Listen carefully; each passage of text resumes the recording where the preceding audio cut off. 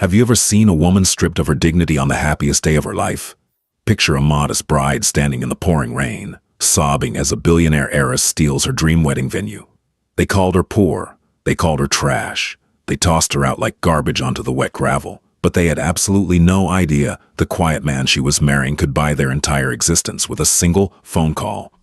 Buckle up, because this revenge is absolutely ruthless. Raindrops battered the windshield of Krista Flores' 10-year-old Toyota sedan as she pulled up to the towering, wrought iron gates of the Beaumont Caldwell estate. Nestled deep within the lush, rolling hills of the Hudson Valley, the estate was a masterpiece of Gilded Age architecture, boasting sprawling manicured gardens, imported Italian marble fountains, and a grand ballroom adorned with authentic Murano crystal chandeliers. It was the kind of venue featured in the glossy pages of Vogue weddings and exclusively reserved by Wall Street tycoons, tech billionaires, and old money socialites. Krista did not fit into any of those categories. She was a freelance restorer of antique books, a woman who wore modest, practical clothing from Zara and spent her evenings carefully mending torn spines of 18th century literature. Her fiancé, Henry, was an equally unassuming man. He worked in finance, or so she thought, and drove an unremarkable Volvo, preferring quiet nights at home with homemade pasta over extravagant outings. Yet, by some sheer miracle 2 years ago, Krista had secured the Beaumont Caldwell estate for their wedding. She had capitalized on a sudden cancellation, negotiated a steeply discounted off-season rate, and poured every single penny of her life savings into the deposit. Today was supposed to be the final walkthrough. The wedding was exactly 48 hours away. Krista parked her sputtering car next to a gleaming lineup of sleek black Range Rovers, pulling her trench coat tight against the autumn chill as she hurried up the sweeping limestone steps. Her heart fluttered with nervous excitement. She had spent 2 years handcrafting her own centerpieces, thrifting vintage silver candle holders, and meticulously planning every second of the ceremony. As she pushed open the heavy mahogany double doors, the scent of expensive Joe Malone wood sage candles washed over her. Waiting for her in the grand foyer was Victoria Preston, the estate's notoriously cutthroat general manager. Victoria was a woman composed entirely of sharp angles and expensive tastes.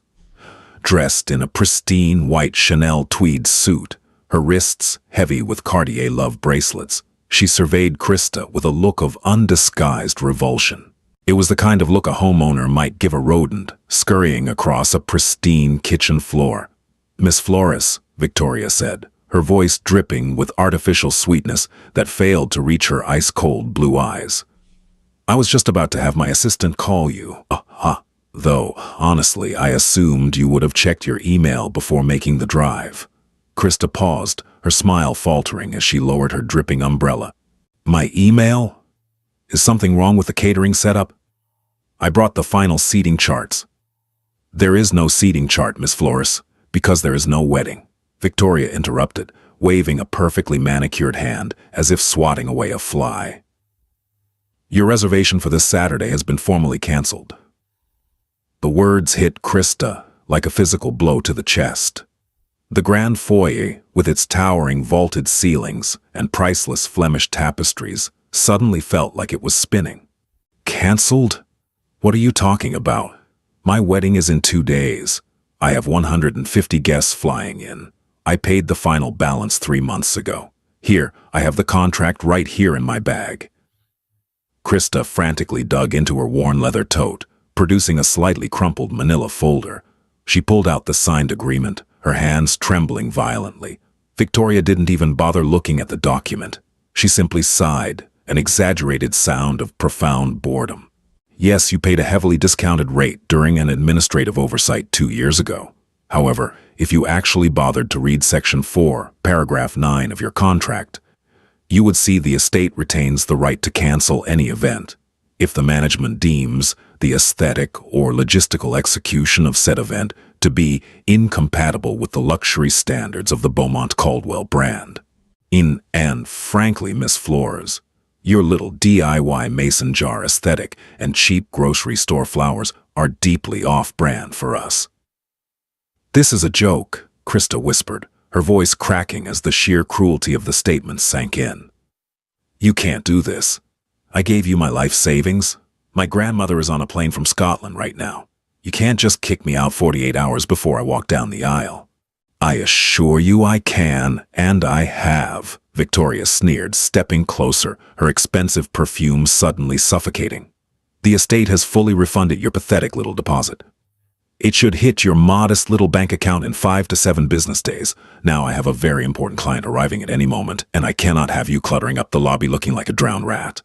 Before Krista could formulate a response through her rising panic and tears, the heavy mahogany doors swung open again. A gust of cold wind swept into the foyer, accompanied by a woman who looked like she had just stepped off a Paris runway. It was Corinne Harris, the infamous, wildly spoiled daughter of a New York real estate magnate. Corinne was dripping in head-to-toe Balenciaga, her blonde hair flawlessly blown out despite the weather, flanked by 2 burly bodyguards and a frantic-looking event coordinator holding a clipboard. "Victoria, darling," Corinne announced, her voice echoing shrilly off the marble walls. "Tell me the floral arch is going to be big enough. If the David Austin roses aren't cascading all the way down the grand staircase, I am literally going to fire everyone." Victoria's entire demeanor shifted instantly. The cold reptilian manager melted into a fawning, subservient sycophant. "Corinne, sweetheart. Oh, the roses are spectacular, imported straight from Ecuador this morning. Everything is perfect for your Saturday evening ceremony. The entire estate is yours." Krista froze. The pieces clicked together with sickening clarity. Her wedding hadn't been canceled because of a contract loophole about aesthetics. It had been canceled because Corinne Harris wanted the venue at the last minute, and Victoria had sold Krista out to the highest bidder. "You gave her my weekend," Krista stated, her voice shaking with a mixture of profound grief and boiling rage. "You sold my wedding day." Corinne finally noticed Krista standing there, clutching her cheap manila folder. The heiress looked Krista up and down, her lips curling into a cruel, mocking smirk. "Victoria, who is this person? Why is she dripping on the vintage Persian rug?" "Nobody, Miss Harris. Just a canceled booking who was just leaving," Victoria said, shooting Krista a venomous glare. "I am not leaving," Krista shouted, the devastation finally breaking through her polite exterior. "I booked this venue 2 years ago. I have a legally binding contract. You can't just throw me out because some spoiled brat waved daddy's credit card in your face." Corinne let out a sharp, theatrical laugh, adjusting the massive 5-carat diamond on her left hand. "Oh, honey, that's exactly how the world works. I decided on Tuesday I wanted a countryside aesthetic for my wedding, and Daddy made it happen. You should really learn your place. You're lucky they even let you step foot in a place like this. Go have your little reception at a local diner where you belong." "You vile, disgusting..." Krista lunged forward, not to strike Corinne, but to shove her contract into Victoria's chest to make her look at the signatures. Before Krista could even close the distance, Corinne's 2 massive bodyguards stepped forward, grabbing Krista harshly by the upper arms. The grip was bruising, brutal, and entirely unnecessary. "Get your hands off me," Krista screamed, thrashing against their iron grips. "Throw her out," Victoria commanded coldly, checking her Cartier watch. "And if she sets foot on the property again, call the local sheriff and have her arrested for trespassing." The bodyguards dragged Krista backward across the slick marble floor. She fought, she cried, she begged, but it was useless. They hauled her out the front doors and shoved her violently down the limestone steps. Krista stumbled in her sensible heels, falling hard onto the wet gravel driveway. The rough stones scraped her palms, drawing beads of crimson, and her knees slammed into the unforgiving earth. Her beautiful, carefully organized wedding binder spilled open, sending hand-painted seating cards and fabric swatches fluttering into the mud and pouring rain. The heavy doors of the estate slammed shut. The lock clicked. Krista sat in the freezing mud for a long time, the rain soaking through her thin coat, completely destroying her carefully laid plans and breaking her spirit. The sheer humiliation of being tossed out like trash, of being mocked for her lack of wealth, crushed her entirely. Shaking uncontrollably from the cold and the shock, she crawled to her knees, frantically gathering her muddy, ruined seating cards. She retreated to her freezing Toyota, locking the doors and resting her forehead against the steering wheel. She broke down into ugly, breathless sobs. Her dream was dead. Her family was arriving tomorrow. She had to tell Henry that everything they had saved for was gone. With trembling, mud-stained fingers, she pulled out her phone and dialed Henry's number. He answered on the second ring, his deep, soothing voice instantly making her cry harder. "Hey, darling," Henry said warmly. "How did the walkthrough go? Did they figure out where to put the string quartet?" "Henry," Krista choked out, gasping for air. "Henry, they canceled it. They threw me out. They literally dragged me out into the rain. Our rich girl wanted our weekend and they tore up the contract. It's gone. The wedding is ruined."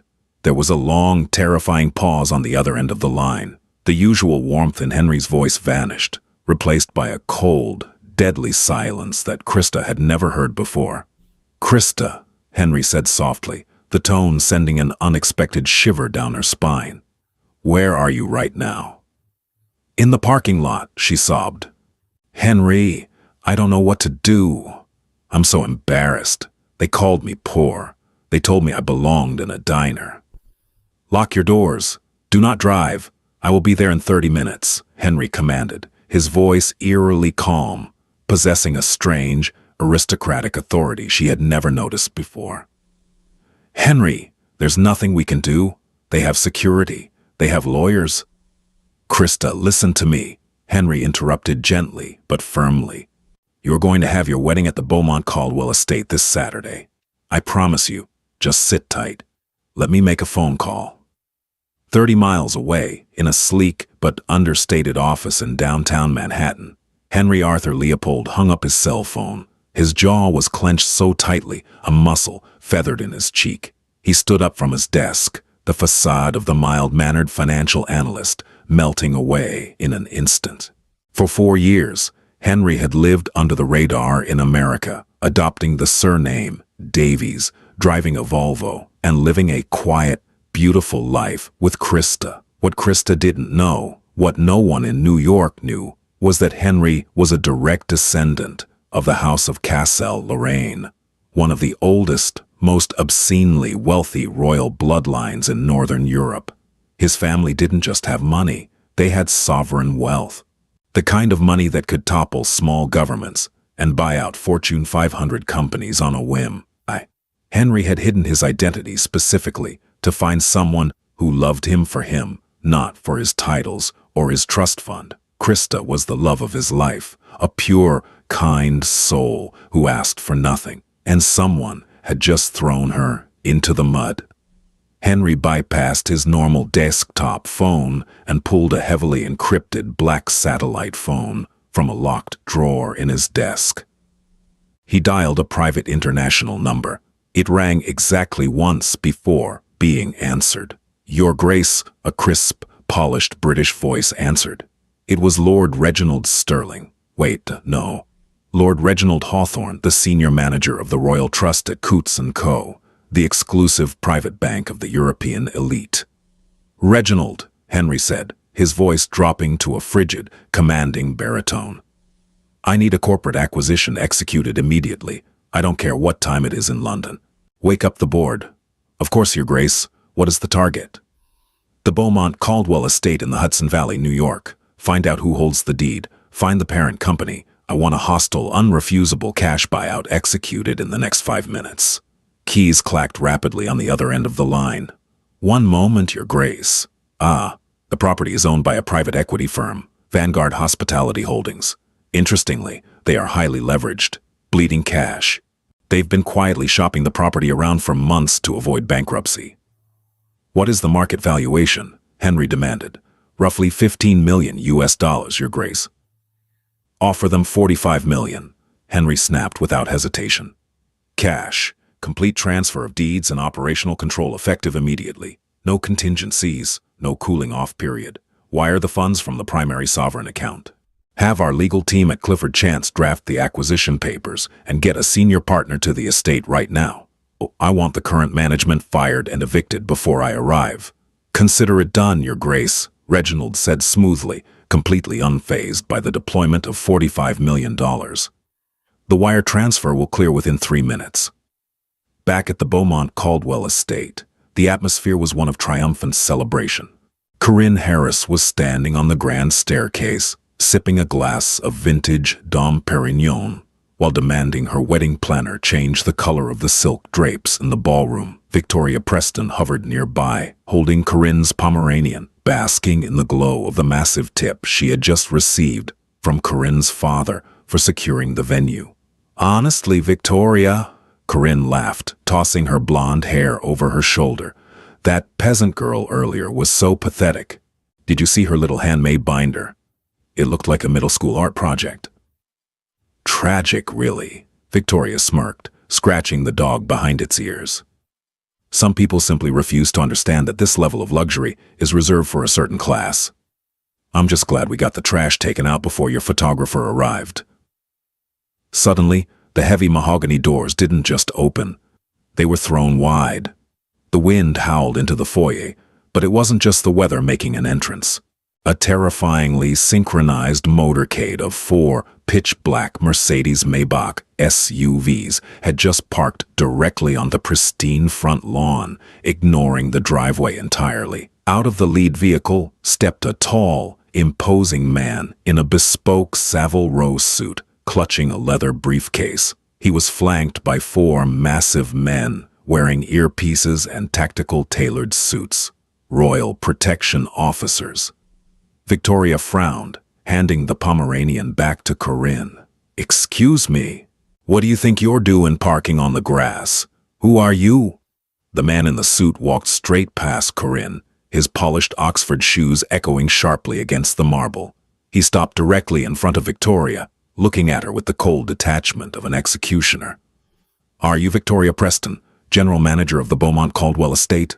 The man asked, his sharp British accent cutting through the room. I am, Victoria said, puffing out her chest, trying to project authority. And you are trespassing on a private venue. If you don't leave immediately, I will have my security. My name is Alistair Covington, the man interrupted flawlessly. Senior partner at Clifford Chance, representing the Royal Sovereign Trust of the House of Cassel-Lorraine. As of precisely 2 minutes and 14 seconds ago, my client purchased Vanguard Hospitality Holdings in its entirety. This includes the deed, the grounds, the fixtures, and the operational control of this estate. Victoria scoffed, looking around nervously, thinking this was some sort of elaborate prank. Purchased? That's impossible. You can't just buy an estate in 5 minutes.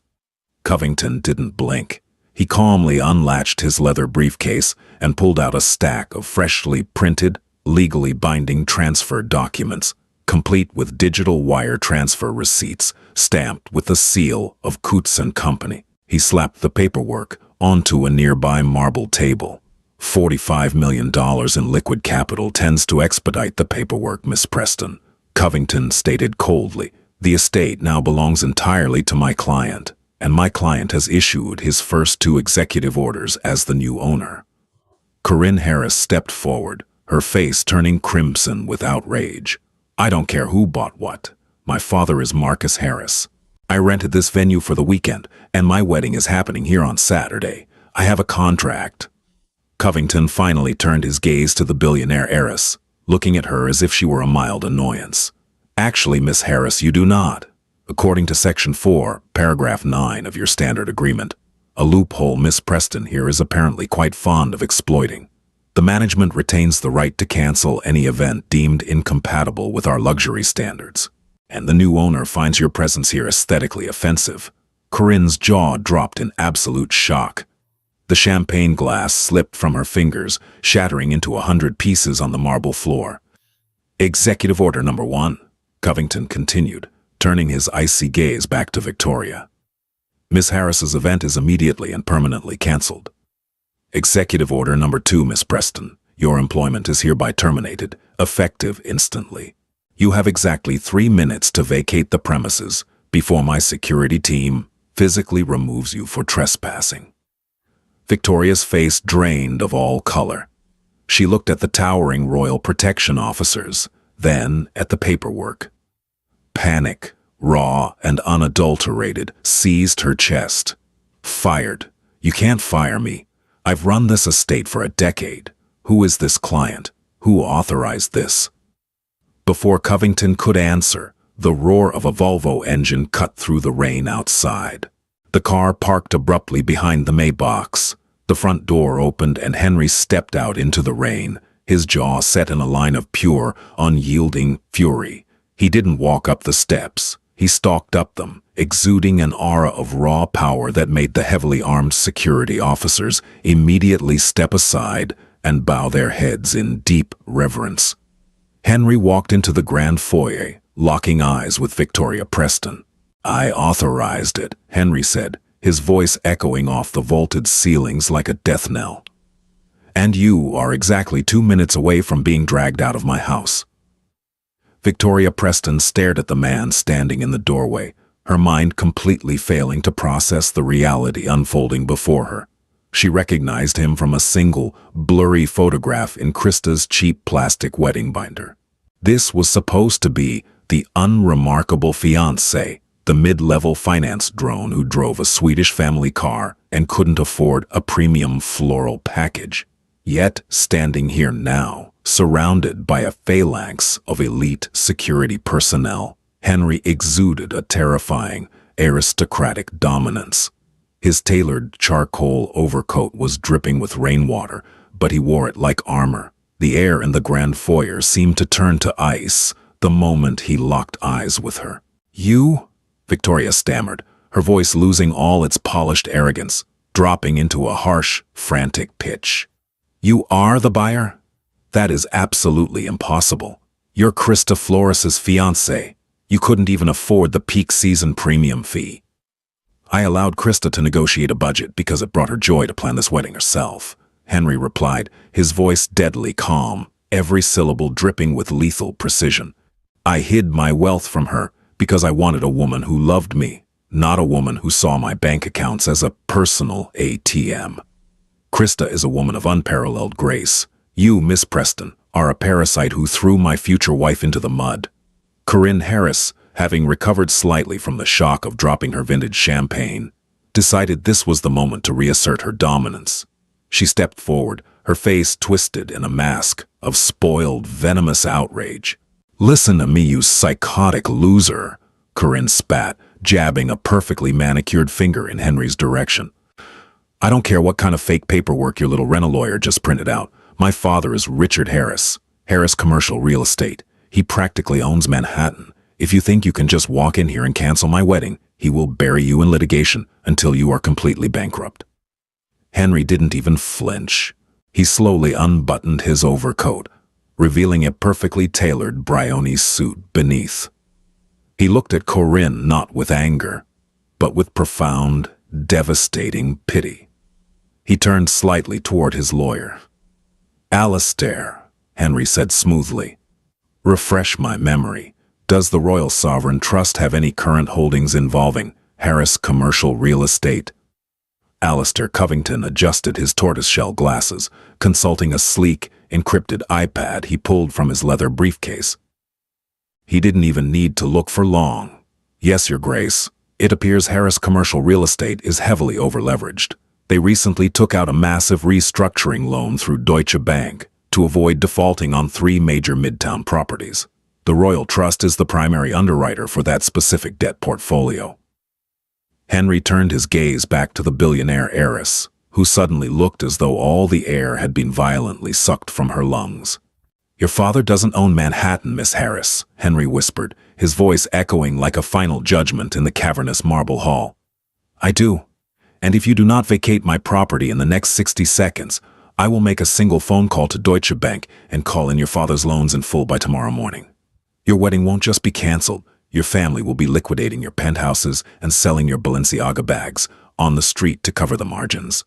Corinne's face drained of all color, shifting from a flushed, angry red to a sickly, translucent white. Her lips parted, but no sound came out. The sheer, overwhelming scale of the power standing before her finally penetrated her spoiled, insulated world. She looked frantically at her two burly bodyguards, expecting them to do something, but they were seasoned professionals. They took one look at the heavily armed Royal Protection officers flanking Henry and smartly took a step back, refusing to engage. "Time is up," Henry announced, checking the platinum Patek Philippe watch on his wrist. "Security." The four massive Royal Protection officers moved with terrifying synchronized efficiency. Two of them flanked Corinne Harris, gripping her firmly by the elbows. The other two descended upon Victoria Preston. "No, wait, you can't do this!" Victoria shrieked, as her feet were quite literally lifted off the marble floor. "I have items in my office. I have personal belongings." "They will be shipped to you in standard cardboard boxes," Alistair Covington noted dryly, gathering his legal documents. "Henry, please, Mr. Davies, or whoever you are," Victoria begged, thrashing against the unyielding grip of the security men. Her Chanel suit wrinkled, her pristine hair falling into her face. "I can fix this. I can arrange the ballroom for Krista exactly how she wanted. Let me make it right." "You had your chance to be a decent human being, Miss Preston," Henry said, completely devoid of empathy. "Throw them out." The doors were hauled open. The cold, driving rain swept into the foyer once more. With a ruthless lack of ceremony, the security officers tossed Victoria, Preston, and Corinne Harris down the sweeping limestone steps. Corinne stumbled in her designer heels, landing awkwardly on the wet gravel, while Victoria slid entirely into a freezing puddle, her expensive tweed suit instantly soaked with mud. Corinne's panicked event coordinator scrambled out after them, clutching her clipboard like a shield. The heavy mahogany doors slammed shut. The deadbolts clicked into place. The silence that fell over the grand foyer was absolute, save for the rhythmic drumming of the rain against the massive arched windows. Henry stood in the center of his newly acquired $45 million estate, let out a long, shuddering breath, and ran a hand through his damp hair. The aristocratic wrath faded from his eyes, quickly replaced by a desperate, agonizing panic. His bride was still outside in the cold. Krista sat shivering in the driver's seat of her Toyota, the heater blasting at maximum capacity, but doing absolutely nothing to thaw the ice in her veins. Her palms were stinging, wrapped in a few rough paper napkins from her glove compartment to stop the bleeding where the gravel had cut her. Her beautiful, handmade seating cards lay ruined in a muddy pile on the passenger seat. She had seen the terrifying, pitch-black motorcade roar onto the lawn. She had seen Henry's Volvo pull up behind them. And just moments ago, she had watched through the rain-streaked windshield in absolute bewilderment as Victoria Preston and Corinne Harris were physically thrown out the front doors of the estate, tumbling into the mud exactly as she had. Krista's mind was short-circuiting. None of this made sense. Who were those men in the tactical suits? Why was Henry inside the building? A sharp tap on her driver's side window made her gasp. She turned to see Henry standing in the pouring rain, completely ignoring the torrential downpour ruining his expensive suit. His eyes, usually so calm and warm, were frantic with worry. Krista fumbled with the locks and pushed the door open. Before she could even speak, Henry dropped to his knees right there in the freezing mud, utterly disregarding his tailored trousers. He reached into the car, taking her bruised, scraped hands into his own, with a gentleness that made fresh tears spill down Krista's cheeks. "Krista," he breathed, his voice cracking with raw emotion as he examined the cuts on her palms. "Oh my God, Krista. I am so deeply, profoundly sorry. I should have been here. I should have protected you from this." "Henry, what is happening?" She sobbed, completely overwhelmed. Who were those men? Why did Victoria get thrown out? Did you call the police? I will explain everything. I swear it to you, he said softly, pressing a kiss to her bruised knuckles.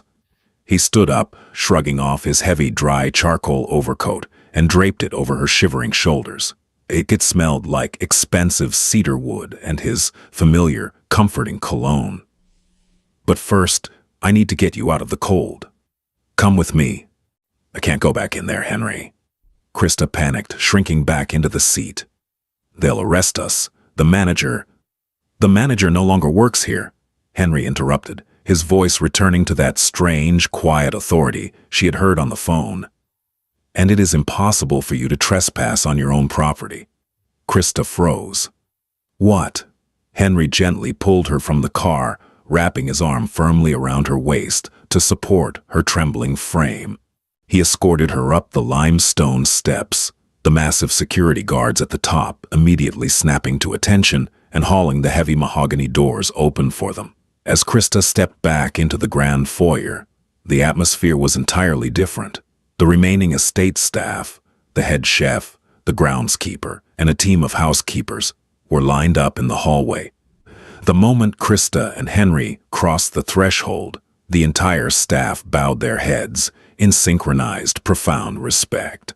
Alistair Covington stepped forward, offering a crisp bow. Your Grace, the transfer is entirely complete. The previous management has been permanently removed from the premises, and Vanguard Hospitality Holdings has officially relinquished all operational control to the Royal Trust. Krista stopped dead in her tracks, her muddy shoes ruining the vintage Persian rug, though no one seemed to care in the slightest. She stared at Alistair, then turned her wide, terrified eyes up to Henry. Your Grace? Krista repeated, her voice a fragile whisper. Henry, what did he just call you? Henry took a deep breath, gently guiding her to a plush velvet settee near the roaring marble fireplace. He sat her down, kneeling on the floor in front of her so he was looking up into her eyes. He took her hands again, holding them tightly. Krista, when we met at that coffee shop 2 years ago, I told you my name was Henry Davies, that I was a financial analyst from London, transferred to New York to crunch numbers. That wasn't a complete lie. I do analyze finances, and I am from London. He paused, swallowing hard, the vulnerability in his eyes entirely genuine. But Davies is a pseudonym, an alias I adopted to live a normal life in America.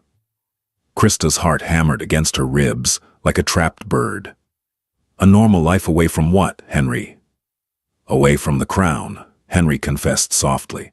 My full name is His Royal Highness, Prince Henry Arthur Leopold of the House of Cassel-Lorraine. I am the Duke of Arden, the second in line to a sovereign European principality and the primary beneficiary of the Royal Sovereign Trust. The words hit Krista like a physical weight. The grand ballroom, the sweeping staircase, the sudden arrival of elite bodyguards, it all violently snapped into focus.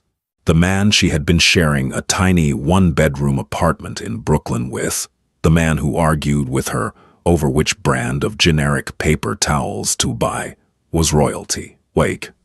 You're a prince, she stated flatly, her brain refusing to process the sheer magnitude of the revelation. I am, Henry nodded, his expression pleading for her understanding. I hid it because my entire life, people have only ever wanted me for the title, for the wealth.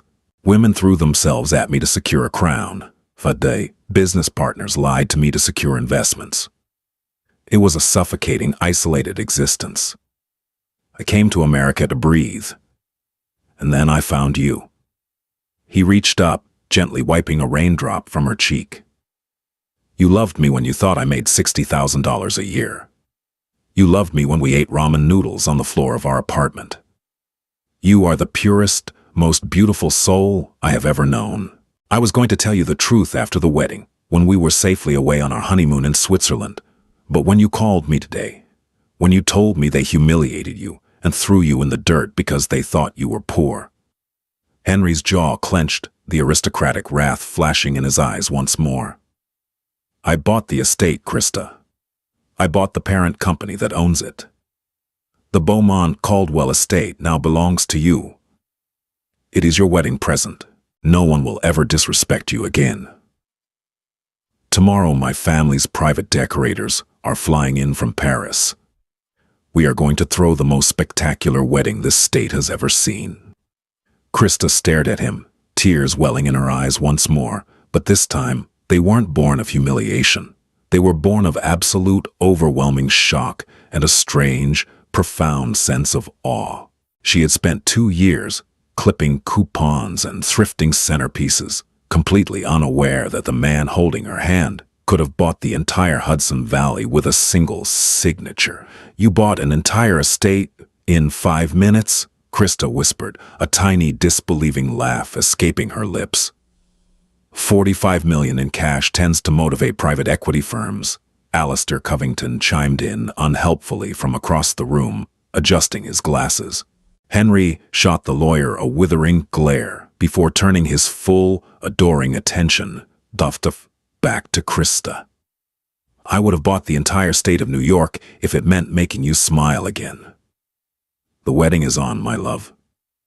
Exactly the way you want it." Morning broke over the Hudson Valley, painting the autumn sky in brilliant shades of bruised purple and spun gold. The torrential rain of the previous day had vanished, leaving the manicured grounds of the Beaumont Caldwell estate glistening and vibrant. Krista awoke in the master suite of the estate, her limbs tangled in sheets woven from Egyptian cotton so fine they felt like spun water. For a brief, disorienting second, she thought the entire ordeal of the previous afternoon had been a stress-induced nightmare.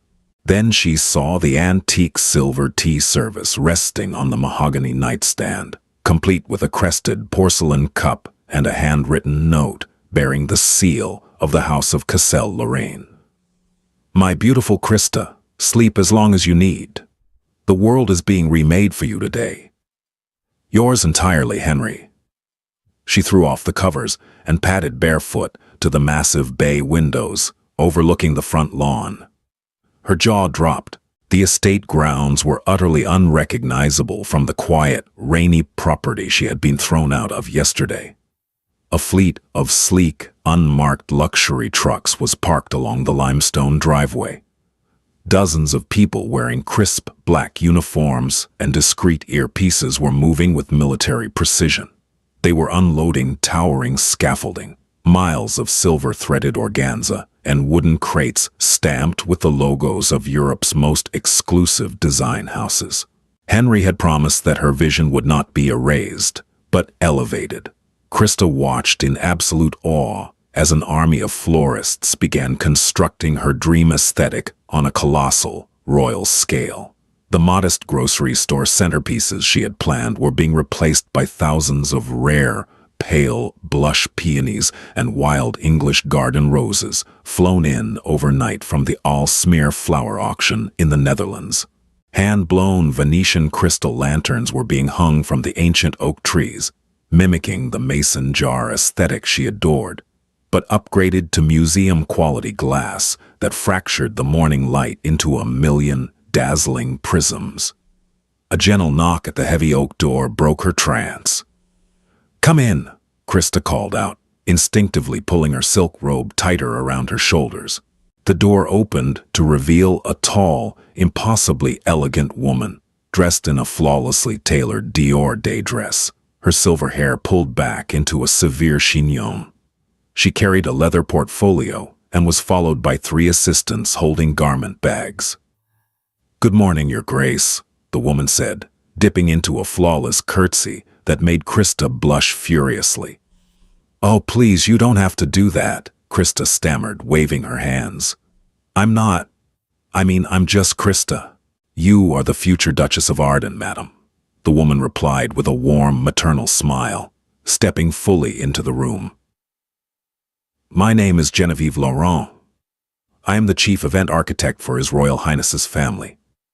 Prince Henry summoned us from Paris the moment the acquisition of this property was finalized last night. We have 36 hours to execute a royal wedding protocol, and I assure you, my team thrives under pressure." Krista was entirely overwhelmed. Genevieve, I had my dress already. I bought it at a boutique in Brooklyn. And it is a lovely garment, madam, which we will preserve perfectly, Genevieve assured her, signaling to her assistants. But His Royal Highness requested that you have options fitting for a royal bride, should you desire them. We took the liberty of waking up the head designers at Elie Saab and Oscar de la Renta. The assistants unzipped the garment bags, revealing 3 custom-made, breathtakingly intricate wedding gowns. They were masterpieces of haute couture, dripping with pearls, hand-embroidered Chantilly lace, and shimmering Swarovski crystals. Krista stared at them, the reality of marrying a European prince finally sinking into her bones. She wasn't just marrying a kind man who liked vintage books. She was marrying into an ancient, unfathomably wealthy dynasty. Downstairs, Henry was holding court in the estate's grand library. The mild-mannered financial analyst was completely gone. He sat behind a massive mahogany desk, his posture rigid and commanding, reviewing a stack of security protocols presented by Alastair Covington and the head of the Royal Protection Detail. We have secured a 5-mile perimeter around the estate, Your Grace, the head of security reported, pointing to a digital map on a tablet. Local law enforcement has been completely bypassed. The FAA has granted our requests for a temporary no-fly zone to prevent paparazzi helicopters. Your guest list of 150 individuals has been vetted, and luxury transport has been arranged to bring them directly from their hotels to the gates. Excellent, Henry murmured, signing off on a document with a gold Mont Blanc fountain pen. And Krista's family? Her grandmother, Mrs. Beatrice Flores, landed at JFK an hour ago. We dispatched the private helicopter to bypass Manhattan traffic. She will be landing on the South Lawn in approximately 10 minutes. Henry smiled genuinely for the first time that morning. Thank you, Alastair. See to it that Beatrice is given the royal guest suite on the 2nd floor. Of course, Your Grace, Alastair said, pausing before he closed his briefcase. There is one more matter. Richard Harris has been calling my direct line frantically for the past 3 hours. It seems Deutsche Bank initiated an immediate audit of his commercial properties at dawn, citing sudden instability in his debt portfolio. He is acutely aware that the Royal Trust is the executioner. Henry's eyes went dark, the aristocratic wrath returning to his features like a sudden winter storm. Let him panic. I want his empire trembling before I even consider picking up the phone. 70 miles south, in a $30 million penthouse overlooking Central Park, the atmosphere was one of absolute, suffocating terror. Corinne Harris sat on a custom velvet sofa, nervously picking at the cuticle of her thumb until it bled. She had been crying for hours, her pristine blowout ruined, her mascara smudged into dark, pathetic circles under her eyes. Across the room, her father, Richard Harris, was pacing like a caged tiger. Richard was a ruthless real estate magnate, a man who built his empire on intimidation and hostile takeovers. But right now, his face was the color of ash. "Do you understand what you have done?" Richard roared, violently sweeping a crystal decanter off his mahogany desk. It shattered against the wall, splashing amber liquid across the priceless wallpaper. Corinne flinched, pulling her knees to her chest.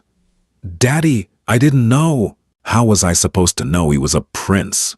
He drives a 10-year-old Volvo. His fiancée was holding a binder made of cardboard. "Because you are an arrogant, spoiled idiot," Richard bellowed, his chest heaving. He pointed a shaking finger at his daughter. "You threw the future Duchess of Arden into the mud. You evicted a European royal from his own venue. Do you have any concept of the power the House of Castle Lorraine wields? They aren't just rich, Corinne. They are sovereign. They underwrite the global banking systems that keep our lights on." Richard pressed the heels of his hands against his eyes, his breathing ragged. "My CFO just called. Deutsche Bank has frozen all of our commercial credit lines. The restructuring loan for the Midtown properties is being recalled. If we don't produce $200 million in liquid cash by Monday morning, we default. The empire collapses. We lose this penthouse. We lose the Hamptons estate. We lose everything. Daddy, please, you can fix this, Corinne sobbed, the reality of poverty. True, inescapable poverty, flashing before her eyes. Call the lawyers, sue them. Sue them? Richard laughed, a harsh, hysterical sound. They own the bank. They own the politicians. The only way we survive this weekend is if Prince Henry decides not to crush us like insects. Get up. What? Corinne sniffled. Get up, Richard barked, grabbing her fiercely by the arm and hauling her off the sofa. Put on a coat. No makeup, no jewelry. We are driving to the Hudson Valley right now. You are going to get on your hands and knees in front of that woman, and you are going to beg for her forgiveness. And if she tells you to eat dirt, you will take a spoon and swallow it. Do you understand me? Corinne felt a wave of profound nausea wash over her. The ultimate humiliation. She had to grovel before the woman she had called trash just 24 hours ago. While the heiress were descending into financial panic, Victoria Preston was experiencing a completely different, yet equally devastating brand of ruin. Victoria sat in her cramped, sterile apartment, her phone pressed tightly to her ear. She was frantically calling every luxury event company, high-end hotel, and elite catering service in the tri-state area. Please, Mr. Henderson, you know my track record, Victoria pleaded, pacing across her cheap laminate floor. I ran the Beaumont Caldwell estate for 10 years. I can double your elite clientele in a month. I'm sorry, Victoria, the icy voice on the other end replied. But as of this morning, a memo circulated through the International Luxury Hospitality Board. You have been permanently blacklisted. The word is that you catastrophically breached a contract and assaulted a VIP client. Anyone who hires you will instantly lose their backing from the European Sovereign Trust. That's a lie. I didn't. Do not call this number again, the man interrupted firmly. The line went dead. Victoria dropped her phone onto the counter, her hands shaking uncontrollably. She was entirely frozen out. 10 years of cutthroat networking, of stepping on people like Krista Flores to climb the social ladder, completely obliterated in 5 minutes. She had sacrificed her humanity to cater to the elite, only to be crushed by a level of wealth and power she couldn't even comprehend. Back at the Beaumont Caldwell estate, Krista was walking across the manicured south lawn, holding Henry's hand.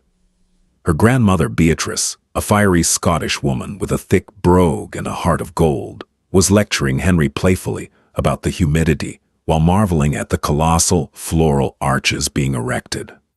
The heavy iron gates at the front of the estate remained firmly closed, guarded by 4 armed men. A sleek black town car pulled up to the perimeter, entirely dwarfed by the massive royal protection vehicles parked nearby. Alistair Covington approached Henry, stepping discreetly to his side. Your Grace, Richard Harris and his daughter have arrived at the front gate. They are requesting an audience. Mr. Harris explicitly stated they are here to issue a formal apology to Miss Flores. Henry stopped walking. The warmth drained from his posture, instantly replaced by the terrifying cold authority of a sovereign ruler. He looked at Krista, his eyes softening slightly as he gauged her reaction. It is entirely your choice, my love, Henry said softly, squeezing her hand. If you want them gone, I will have them permanently escorted off the premises, and their company will be bankrupt by Monday. If you wish to face them, I will stand by your side. Krista looked toward the heavy iron gates in the distance. She thought about the pouring rain. She thought about the bruising grip of the bodyguards, the sting of the gravel scraping her palms, and the cruel, mocking laughter of the heiress who had told her she belonged in a diner. A quiet, profound strength settled over Krista. She was no longer just the freelance book restorer from Brooklyn. She was the woman Prince Henry had chosen to stand beside him. Let them in, Krista said, her voice steady and resolute. But they don't get to come up to the house. I'll meet them at the gate, exactly where they threw me out. Walking down the sweeping limestone path toward the wrought iron gates of the Beaumont Caldwell estate, Krista felt an entirely new sensation blooming in her chest. Yesterday, this gravel driveway had been a sight of agonizing humiliation. Today, It was the stage for absolute vindication. Heavy iron barriers remained firmly shut as Krista and Henry approached, flanked by 4 elite royal protection officers whose faces were carved from stone. Beyond the gilded bars stood Richard Harris and his daughter. The contrast between Corinne Harris yesterday and the woman standing outside the gates today was staggering. Stripped of her Balenciaga coats, her blinding diamonds, and her sneering arrogance, Corinne looked incredibly small. She wore a plain beige trench coat, her shoulders hunched against the crisp autumn wind, her eyes red and swollen from hours of frantic crying. Richard Harris, a man who regularly bullied mayors and crushed competing developers, looked absolutely hollowed out. The moment Henry and Krista stopped on the other side of the gate, Richard immediately bowed his head, clasping his hands together in a gesture of desperate submission. "Your Grace," Richard said, his voice trembling, devoid of its usual booming authority. "I cannot adequately express the depth of my apologies for intruding upon your estate. I am here entirely at your mercy to offer my most profound, groveling apologies to your future Duchess." Henry did not look at Richard. His piercing, icy gaze remained fixed on Corinne. "You are not apologizing to a Duchess, Richard. You are apologizing to Krista Flores, the woman your daughter physically assaulted and threw into the mud." Richard sharply nudged his daughter. Corinne jolted, visibly trembling as she stepped closer to the cold iron bars. She couldn't even look Krista in the eye, her gaze fixed firmly on the gravel where she had forced Krista to bleed just 24 hours prior. "Krista, Miss Flores," Corinne stammered, her voice cracking, completely lacking the shrill, mocking tone she had weaponized in the grand foyer. I am so sorry. I was arrogant. I was cruel. I thought because I had money I could treat you like you didn't matter. I ruined your wedding binder, and I threw you out in the rain, and I am begging you to forgive me. Please, if my father's company defaults tomorrow, hundreds of people will lose their jobs. My family will lose everything. Please, do not punish my father for my vile behavior."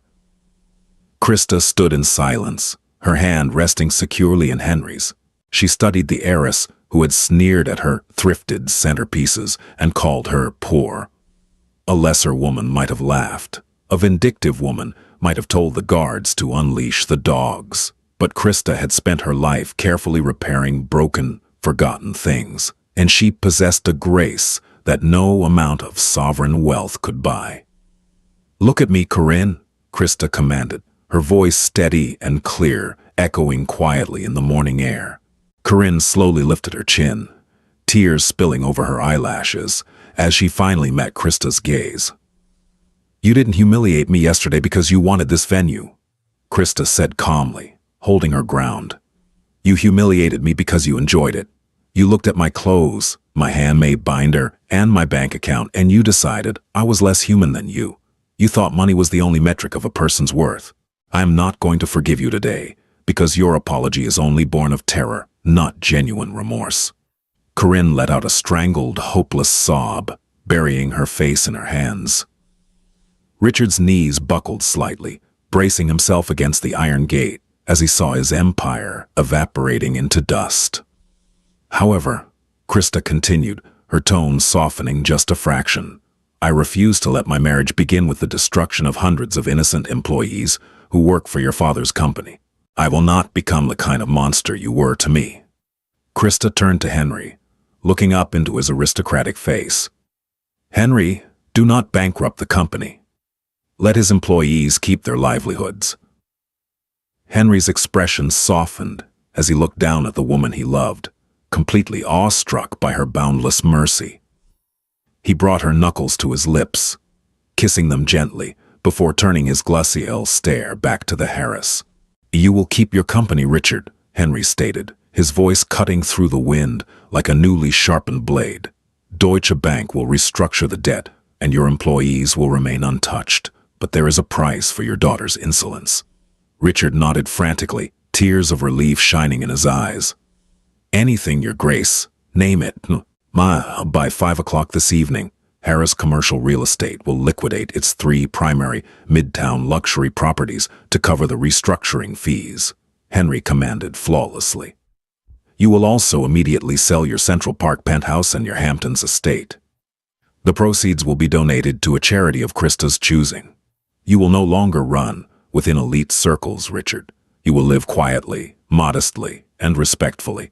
If I ever hear your daughter's name mentioned in high society again, or if she ever dares to disrespect someone in the service industry, I will finish what I started today. Do we have an understanding?" "Yes, Your Grace," Richard gasped, nodding fervently. Thank you, Miss Flores. Thank you for your mercy." "Get off my property," Henry ordered, turning his back on the disgraced billionaires. Krista did not look back as she and Henry walked up the sweeping path toward their $45 million home. She felt a profound, weightless peace settle over her shoulders. The nightmare was over. The villains had been banished to the realm of irrelevancy, stripped of the very status they had used as a weapon. Saturday evening arrived with a breathtaking cinematic glory.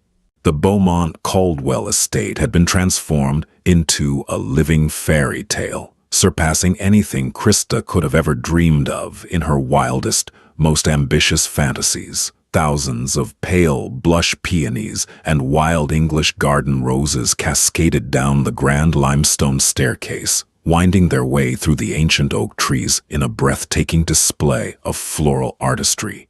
The hand-blown Venetian crystal lanterns bathed the manicured lawns in a warm, fractured golden glow, casting shimmering prisms across the imported marble fountains. A 60-piece symphony orchestra, flown in directly from Vienna, was positioned on the sweeping south terrace, tuning their instruments as the sun began to dip below the Hudson Valley hills, painting the sky in vibrant shades of coral and indigo.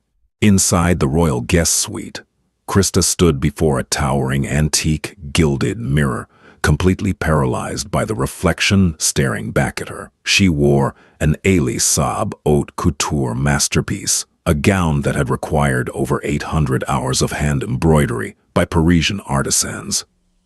The bodice was a delicate illusion, netting adorned with thousands of microscopic Swarovski crystals and seed pearls that caught the light with every breath she took. The skirt flowed around her like liquid ivory, cascading into a cathedral-length train of exquisite Chantilly lace. Genevieve Laurent stood behind her, adjusting the delicate silk veil with practiced, reverent hands. "You are a vision, madam," Genevieve whispered softly. "A true duchess." Beatrice Flores, Krista's fiery Scottish grandmother, sat on a velvet settee, dabbing her eyes with a lace handkerchief. "Your mother would have been so endlessly proud of you, my sweet girl. You look like an angel." "Thank you, Gran." Krista smiled, her heart fluttering wildly against her ribs. She took a deep, steadying breath. She wasn't nervous about the cameras, or the European aristocrats sitting in the front rows, or the sheer, staggering wealth surrounding her. She was only eager to see the man, waiting for her at the end of the aisle. The heavy mahogany doors of the grand ballroom swung open, and the Vienna Symphony began playing a soaring, breathtaking rendition of Pachelbel's Canon, and Krista stepped out onto the terrace, clutching a bouquet of rare white orchids. A collective, audible gasp rippled through the gathered crowd of 150 guests. Half of them were Krista's modest, hard-working friends and family from Brooklyn. The other half were European dignitaries, senior partners from global banking firms, and members of the Royal Sovereign Trust. Yet, in that single, suspended moment, the immense divide in class and wealth completely vanished, eclipsed by the sheer, undeniable radiance of the bride. Waiting for her, under a colossal archway of woven white roses, stood Henry. He was no longer Henry Davies, the mild-mannered financial analyst. He was His Royal Highness, Prince Henry Arthur Leopold. He wore a perfectly tailored midnight blue ceremonial uniform of the House of Castle-Lorraine, complete with a crimson sash and the glittering silver star of his royal order pinned to his chest. He looked devastatingly handsome, an imposing figure of aristocratic authority and quiet, commanding power. But as Krista began her walk down the aisle, The stoic prince completely crumbled. Henry's eyes filled with bright, unshed tears. His chest hitched as he watched the woman he loved, the woman who had loved him when she thought he had nothing, walking toward him in a halo of golden light. He abandoned all royal protocol, stepping forward to meet her halfway down the aisle, unable to wait a single second longer. He took her trembling, lace-gloved hand in his, kissing her knuckles with a fierce, adoring devotion. "You are the most beautiful thing I've ever seen in my entire life," Henry whispered thickly, completely ignoring the hundreds of people watching them. "You clean up pretty well yourself, Your Grace," Krista whispered back, a tear slipping down her cheek as she smiled radiantly. They stood before the Archbishop of New York, their vows echoing across the lush, sprawling grounds of the estate. Krista promised to love Henry not for his crown, but for his quiet kindness, for the way he made her tea on rainy mornings, and for the fierce, unyielding way he protected her when the world tried to tear her down. Henry promised to spend the rest of his life ensuring she never felt small, never felt forgotten, and always knew that she was the true sovereign of his heart. As they exchanged heavy platinum wedding bands, a sudden, thrilling realization washed over Krista. This entire, sprawling estate, the $45 million masterpiece of Gilded Age architecture, didn't just belong to the royal trust. The deed had been placed squarely in her name. She had been thrown out of this exact venue in the pouring rain, treated like garbage by people who thought they owned the world. Now, she quite literally owned the ground they had crawled on to beg for her mercy.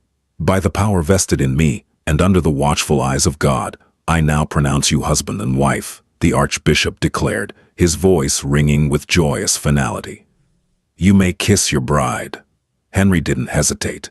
He pulled Krista into his arms, kissing her with a deep, passionate intensity that made the entire crowd erupt into deafening applause. The symphony swelled into a triumphant crescendo, and fireworks suddenly erupted over the Hudson Valley, painting the darkening night sky in spectacular explosions of gold and crimson.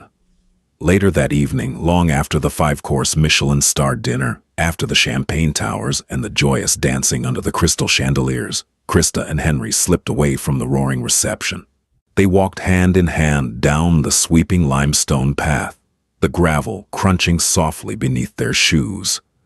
They stood by the heavy wrought iron gates, where the heiress had groveled just hours prior. Krista leaned her head against Henry's shoulder, looking back at the Beaumont Caldwell estate. It was entirely theirs.